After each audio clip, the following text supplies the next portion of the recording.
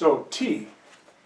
Tea is mentioned as a beverage in Tolkien's works, The Hobbit, the Lord of the Rings, the Fellowship of the Ring, normally drunk and served by the hobbits. It's a sort of a puzzle for anyone familiar with the... if you expect the Middle Earth to resemble something like the European Middle Ages, it's sort of a conundrum because the European Middle Ages didn't have anything like tea as such. They did boil water and put herbs in them, but that was mostly for herbal medicine. Tea as such, as we know it from the Camellia sinensis plant, is an Asian thing exclusively. In fact, the entire Camellia genus is from Asia. So how could the characters from the Lord of the Rings have gotten tea? Of course, also tobacco is mentioned and other things too. So we've got to remember it's a fantasy story. However, can you make your own tea? Let's look at that.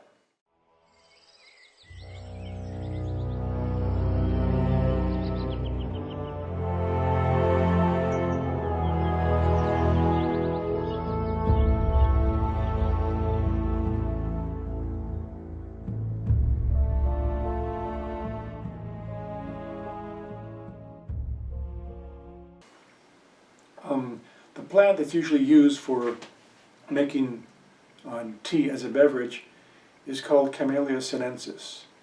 It's an evergreen shrub. It flowers in the wintertime. It's not usually easy to get. You can find it. It's not easy to grow. You can grow it, and you can harvest the leaves. But there's a plant in the genus Camellia, or actually several different species of the genus Camellia, that are used as landscaping commonly, and you might actually have one in your yard or your neighbor's yard.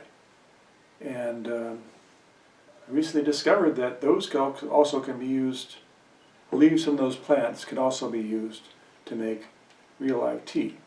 So I'm going to experiment with this and see how it turns out. I've got some leaves here that I dried.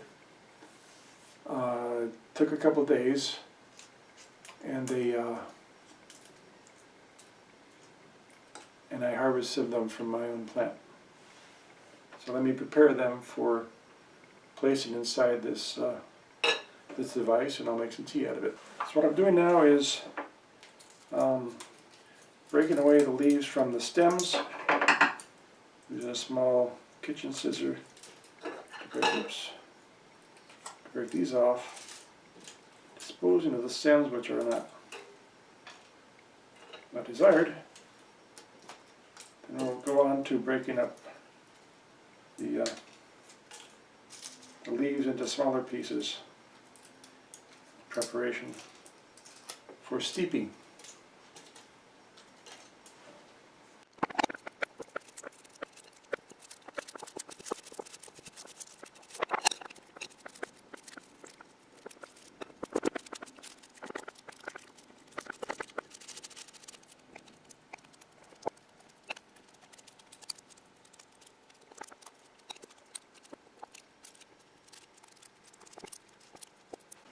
Okay, so here we are. We've got something that looks like tea.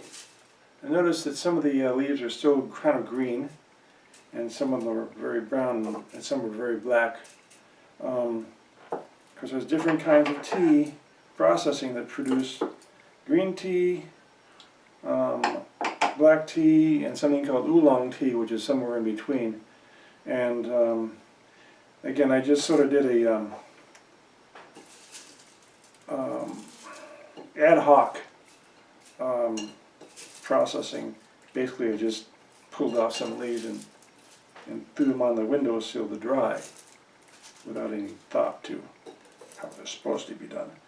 Just a sort of, well, I guess you'd call this a proof of concept thing. So I've got this steeper gizmo all loaded up with the dry leaves. Pop this lid right over the top of it. Seeing how this works. Oh, it's not going to come off. Okay, that's pretty good that way. And that's going to go inside the cup. And the next step is I'm going to go make some hot water. Be right back.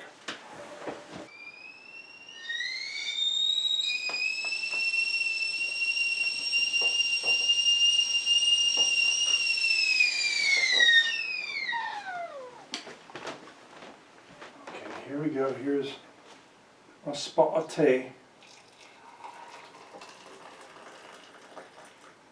I'm going to go ahead and leave that to steep for about 2 minutes. And that's 2 minutes. Let's see what that gives us.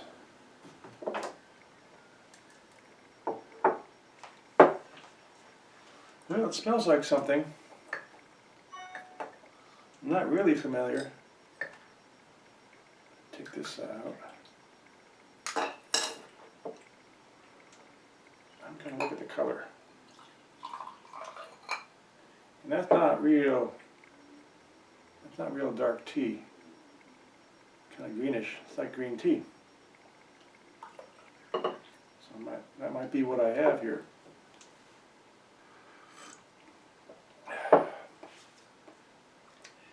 And frankly, this doesn't taste entirely like tea. In fact, I never had tea that tastes like this at all. What does it taste like?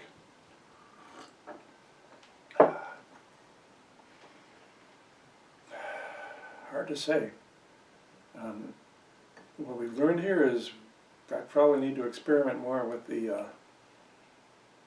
drying techniques, choosing which leaf to make the tea from.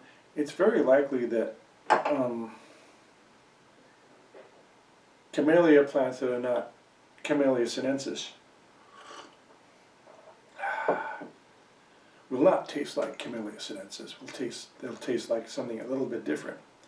So I'm expecting maybe too much. But I'm going to continue to experiment with this. One of the aspects of this that might be interesting is that in the sort of scenario that a lot of survivalists imagine, just completely civilization goes away, and most importantly, you can't get any more coffee. Civilization would just sort of grind to a halt, right?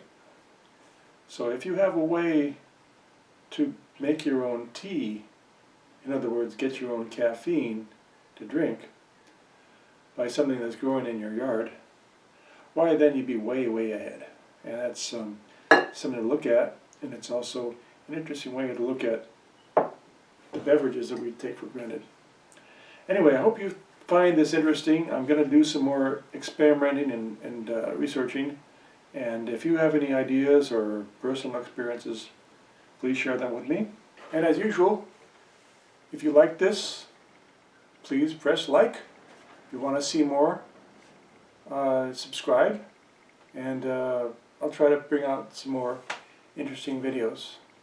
Until then, cheers!